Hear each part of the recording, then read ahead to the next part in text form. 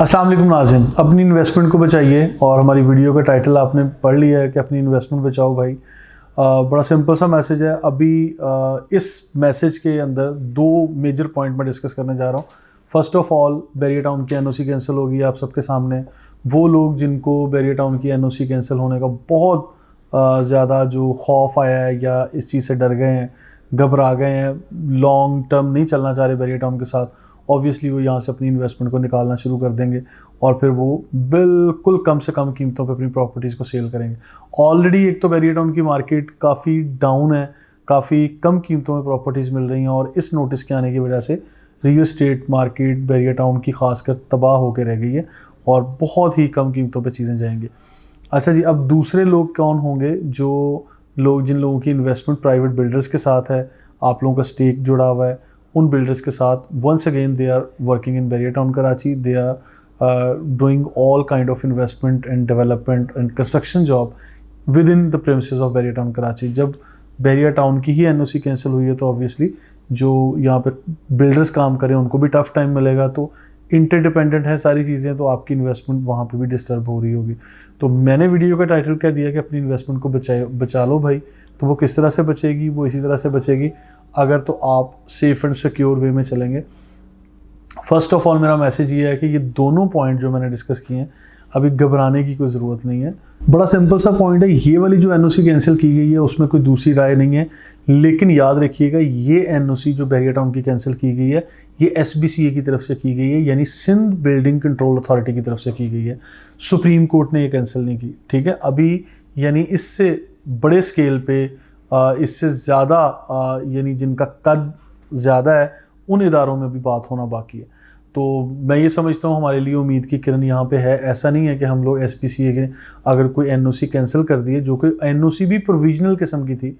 Provisional से मुराद है कि एक कंडीशनल किस्म की एनओसी थी जो SBCA ने दी हुई थी, अगर उसको कैंसिल कर दिया तो मेरे नज़दीक ये कोई, मेरा ख्याल है कि उतना बड़ा इम्पैक्ट वाली या इफ़ेक्ट वाली ये बात नहीं है। हाँ, ये बात बिल्कुल ठीक है कि साल 2023 में 1 रुपया भी बैरिया टाउन कराची ने सुप्रीम कोर्ट में जमा नहीं करवाया, जो कि करवाना चाहिए था।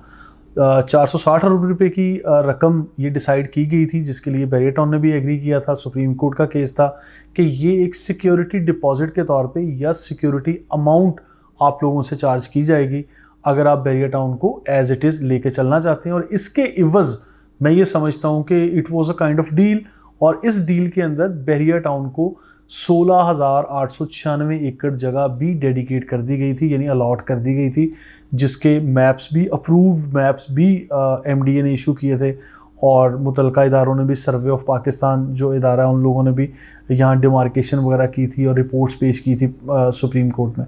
लेकिन फिर एक आउट ऑफ ब्लू हमारे सामने एक और पॉइंट आता है कि बैरिया टाउन को ये ज़मीन पूरी की पूरी नहीं दी गई। 16,896 एकड़ की जगह पे 11,000 समथिंग की कोई जो एक साइज़ आ रहा है ज़मीन का, या एक टोटल क्वांटिटी आ रही है कि वो सिर्फ 11,000 समथिंग एकड़ जगह बैरिया टाउन को दी गई है। यहाँ नाइंसाफ़ी क्यों हो रही है? इसके अलावा बैरिया टाउन के जो लीगल डिपार्टमेंट ने अभी फ्रेश एक एप्लीकेशन मूव की है। वो एप्लीकेशन ये मूव की है कि जहां दूसरी कई हाउसिंग प्रोजेक्ट यानी DHA कराची को या M9 मोटरवे पे, सुपर हाईवे के ऊपर बनने वाली दूसरी हाउसिंग सोसाइटी को 1 लाख रुपए फी एकड़ ज़मीन दी जा चुकी है, ये दी जा रही है। तो बैरिया टाउन के साथ इतना बड़ा ये नाइंसाफ़ी का अमल क्यों हो रहा है? बैरिया टाउन ने अपने उस जो एक एप्लीकेशन मूव की है फ्रेश, उस एप्लीकेशन में बड़े वाज़ेह अल्फाज में, जो उस एप्लीकेशन का क्रक्स है वो यही है कि हमारे साथ ये डिस्क्रिमिनेशन वाला अमल हुआ है, ठीक है। यानी इतना बड़ा तजाद नहीं होना चाहिए था जो कि यहाँ पे हुआ है। 2,72,72 रुपए का 1 एकड़ बैरिया टाउन को दिया जा रहा है, जबकि दूसरे सोसाइटीज़ को सिर्फ 1 लाख रुपए, ठीक है। थोड़ा बहुत फ़र्क हो, समझ में आता है कि बैरिया टाउन है भाई, आप लोगों ने बहुत ही काम कर लिया। ये टाइम फ्रेम का भी अगर फ़र्क होता तो समझ में आता, लोकेशन भी अगर कहीं बहुत दूर दराज होती तो समझ में आती। वही M9 मोटरवे है, वहीं पे मलीर एक्सप्रेसवे आ रहा है, वही यहाँ पे गोट है, वही प्रेमिसेस है, वही जो कराची का मलीर डिस्ट्रिक्ट है, तो उसमें लोकेशन का भी कोई फ़र्क नहीं है। तो ये ज़मीन आसमान का फ़र्क क्यों इसमें आ रहा है? अगर कोई 19-20 का फ़र्क हो तो चलें, समझ में आता है।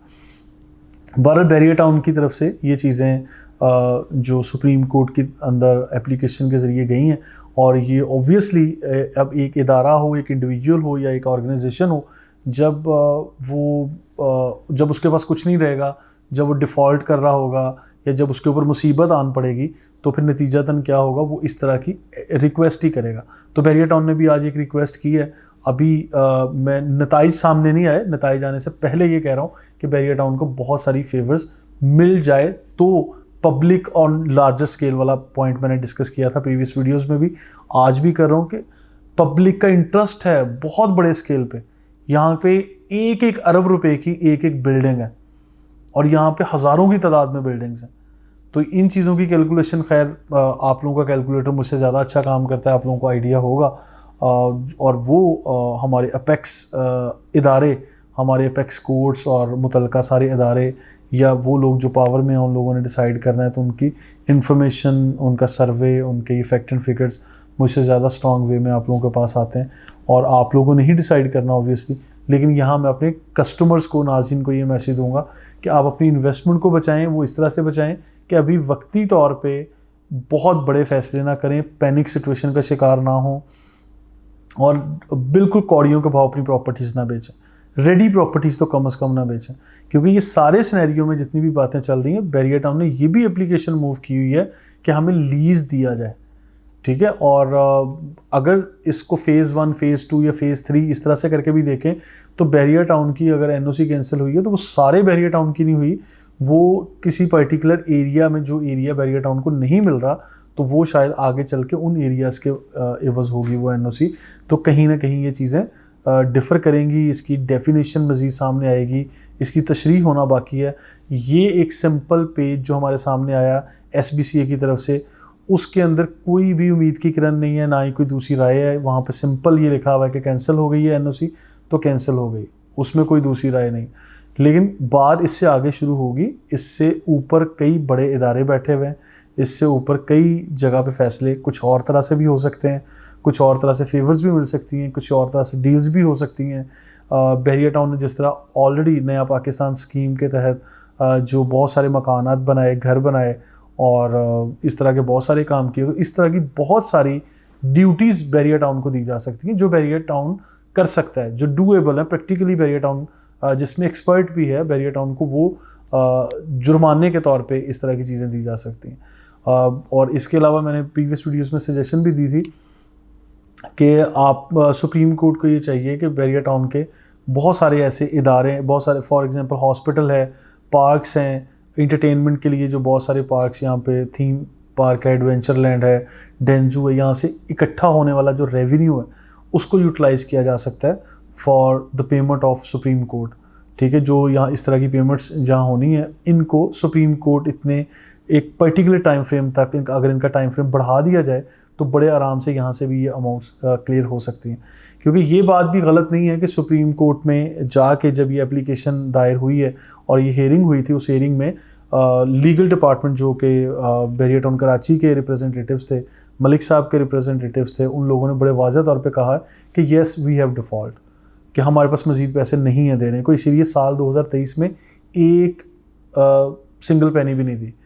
तो ये जज साहिबान ने भी पूछा है, वहाँ पे जो एक बेंच बैठा हुआ है, उन लोगों ने भी बात की कि क्या बहरिया टाउन डिफ़ॉल्ट कर गया, या क्या बहरिया टाउन नहीं बल्कि डेफिनेटली ये डिफ़ॉल्ट कर गया। अगर पूरे साल 2023 में आप लोगों को पैसा देना याद ही नहीं रहे तो फिर तो बहरिया टाउन डिफ़ॉल्ट कर गया। तो उसके जवाब में ये कहा गया, जो बहरिया टाउन के रिप्रेजेंटेटिव हैं, एडवोकेट्स या लॉयर, लीगल टीम, उन लोगों ने कहा है कि येस, तो ये टू सम हाउ या टू सम एक्सटेंट नहीं है, वाकई बहरिया टाउन के पास अगर पैसा नहीं है तो बहरिया टाउन डिफ़ॉल्ट कर गया। तो अगर कुछ चीज़ें डिफ़ॉल्ट हुई हैं तो उनके सॉल्यूशंस की तरफ जाना चाहिए। और एमडीए की हद तक या SBCA की तरफ से जो ये इशू होने वाली जो एनओसी थी, जो कि ऑलरेडी प्रोविजनल थी और वो इस चीज़ के साथ जुड़ी हुई थी कि अगर 460 अरब रुपये आप देंगे तो मैं ये एनओसी इशू कर रहा हूँ, अगर आप नहीं देंगे सुप्रीम कोर्ट को पैसे तो ये प्रोविजनल है, कंडीशनल है, मैं इसको कैंसिल कर दूंगा। तो SBCA ने वही किया जो उसका काम बनता था, क्योंकि अगर सुप्रीम कोर्ट को ओबे नहीं किया गया तो बहरिया टाउन के वो एनओसी का कैंसिल होना बनता ही था। लेकिन ये वंस अगेन मैं बताता चलूँ, ये पूरी कहानी नहीं है, इस पूरी कहानी एक छोटा सा जुज़ है, छोटा सा एलिमेंट है। इस चीज़ की बुनियाद पर बहरिया टाउन से अपनी इन्वेस्टमेंट को ना निकालिए, पैनिक सिचुएशन का शिकार ना हो जाइए आप लोग। और यहाँ पे बहुत सारे जिस तरह से प्राइवेट बिल्डर्स के साथ आप लोगों की इन्वेस्टमेंट है या वैसे बैरियर टाउन में इन्वेस्टमेंट्स हैं, तो उनको कौड़ियों के भाव खुदा ना बेचिएगा, क्योंकि टाइम बदलते देर नहीं लगती, कहानियाँ बदलेंगी और किरदार भी बदलेंगे, बहुत चीज़ें इम्प्रूव होंगी। I am still positive about it. ठीक है, तो ये एक सिंपल सा मैसेज था कि अपनी इन्वेस्टमेंट को बचाइए, लेकिन जो कहानी मैंने सुनाई है, जो बातें आप लोगों को की हैं, आई होप और आई बिलीव कि आप लोगों के लिए इंशाल्लाह फ़ायदेमंद होंगी, मुस्तफ़ीद होंगी आपके लिए। फर्दर इन्फॉर्मेटिव वीडियोज़ के लिए मेरे साथ रहिएगा। Thank you so much.